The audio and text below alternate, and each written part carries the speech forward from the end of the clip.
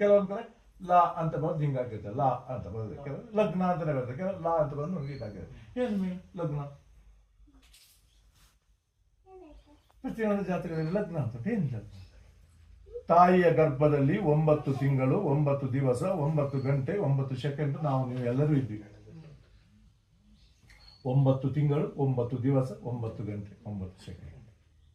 On first day ಅಂದ್ರೆ ಆ 9 ತಿಂಗಳು ಫಸ್ಟ್ ಡೇ, ಆ ಮೊದಲನೇ ದಿನ ತಾಯಿಯ ಗರ್ಭಕೋಶದಲ್ಲಿ ಒಂದು ಭ್ರೂಣ ಉತ್ಪತ್ತಿ ಆಗ್ತದೆ. ಇವತ್ತಿನ ಹೆಣ್ಮಕ್ಳಲ್ಲಿ ನಾವು ಡಾಕ್ಟರ್ ಕೇಳಿದ್ರೆ ಹಾರ್ಟ್ ಬೀಟಿಂಗ್ ಸ್ಟಾರ್ಟ್ ಅಲ್ಲ, ನಮ್ಮ ಹಳ್ಳಿ ಭಾಷೆಯಲ್ಲಿ ಮೊದಲು ಹೇಳುವಾಗ ನೀರು ನಿಲ್ತು ಅಂತಿದ್ರು ಕೆಲವರು ಅಲ್ಲಮ್ಮ, ಆ ಭಾಷೆ ಹೇಳ್ತಿತ್ತಲ್ಲ. ಹಾಗೆ ಅದು ಅಲ್ಲಿ ಜಾತಕದಲ್ಲಿ ಬರೆದಿರುವ ಲಗ್ನಕ್ಕೆ ಅರ್ಥ ಏನಂತಂದ್ರೆ, ನಿಮ್ಮ ಹತ್ರ ನಾವು ಡೇಟ್ ಆಫ್ ಬರ್ತ್ ಟೈಮ್ ಪಕ್ಕ ತಗೊಂತೀವಿ, ಎಷ್ಟೊತ್ತಿಗೆ ಕೊಟ್ಟಿದ್ದು ಕರೆಕ್ಟಾಗಿ ಹೇಳಿ ಅಂತ, 12/8/26 25 ಇಷ್ಟೊತ್ತಿಗೆ ಟೈಮ್ ಅಂತ ಕೊಟ್ಟಿರ್ತೀವಿ. ನಾವು ಜಾತಕ ಬರಿಬೇಕಾದ್ರೆ ಫಸ್ಟ್ ಲಗ್ನ ಅಂತ ಕಂಡಿದ್ದೀವಿ. ಆ ಲಗ್ನ ಅಂತ ಬರೋದು ಯಾವುದಂದ್ರೆ, ತಾಯಿಯ ಗರ್ಭದಲ್ಲಿ 9 ತಿಂಗಳು 9 ದಿವಸ 9 ಗಂಟೆ 9 ಸೆಕೆಂಡು ನೀವುಗಳು ಆ ಮಗು ಫಸ್ಟ್ ಸ್ಟಾರ್ಟಿಂಗ್ ಕೂತ ದಿನ, ತಾಯಿ ಗರ್ಭದಲ್ಲಿ ಕೂತ ದಿನ, ಆಮೇಲೆ ಮಗು ಬೆಳೀತಾ ಬೆಳೀತಾ ಬೆಳೀತಾ ಬೆಳೀತಾ ಡೆಲಿವರಿ ಆಗುವ ತನಕ ಆ ಭಗವಂತ ಹಣೆ ಬರ ಬರೀತಾನಂತೆ ಒಳಗೆ.